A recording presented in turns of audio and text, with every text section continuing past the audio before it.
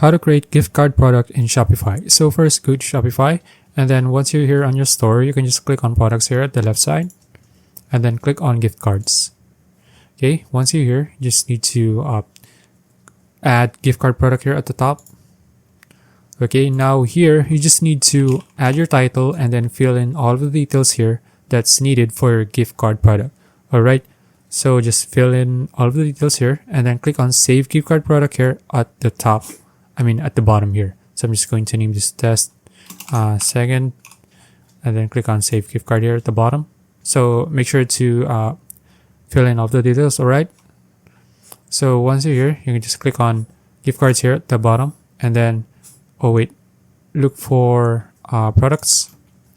As you can see now, my gift card product here is here, test second. Alright, so that's it. If you found this video useful, please like and subscribe for more videos like this. See you in the next one.